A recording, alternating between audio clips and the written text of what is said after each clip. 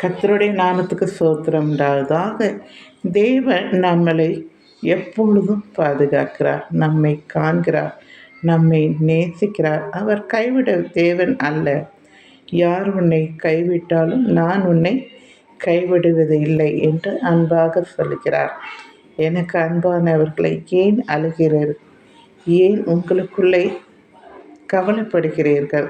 நாளைக்கு என்ன வேண்டும், அடுத்த நாள் என்ன நடக்கும் என்பதை குறித்து கலங்க வேண்டாம். நான் உன்னை கூட இருக்கிறேன், நான் எல்லாவற்றையும் பார்த்து கொள்ளுகிறேன் என்று சொல்லுகிற தேவன் நம் இயேசு கிறிஸ்து ஒருவரே. அவர்கிட்ட உண்மையாலுமே ஒப்பு கொடுங்களேன். உங்கள் கவலைகள், உங்கள் விண்ணப்பத்தோடு ஆண்டவர்கிட்ட என்னிடத்தில் தெரிவிங்கள்.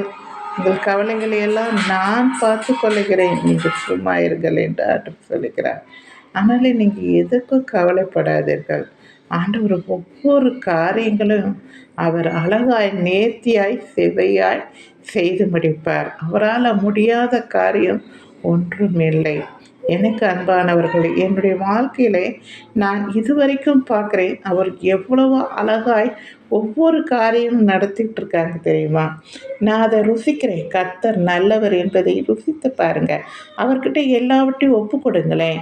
இன்றைக்கி நான் இதை செய்ய போகிறேன், நீங்கள் செய்யுங்க ஆண்டவரே, என் கூட இருங்க, எது நீங்கள் நான் செய்யலாமா அப்படின்னு நீங்கள் ஒவ்வொன்றும் ஆண்டவர்கிட்ட பர்மிஷன் கேட்டுட்டு நீங்கள் செய்து பாருங்களேன். ஆண்டவர்கிட்ட ஒப்பு கொடுங்க. ஒப்பு கொடுத்துட்டு அதுக்கு பிறகு நீங்கள் செய்யுங்களேன்.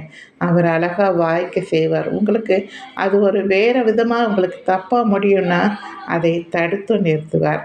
அதனால் நீங்கள் ஒன்றுக்கு கவலைப்படாதீங்க. உங்களுக்கு விரோதமாக எழும்புகிற சத்துருக்களை குறித்து கூட நீங்கள் கவலைப்படாதீங்க. அதையும் ஆண்டவர்கிட்ட சொல்லிவிட்டு நீங்கள் சும்மா இருங்க. கர்த்தர் உங்களுக்காக யுத்தம் செய்வார். சரிங்களா? தேங்க்யூ.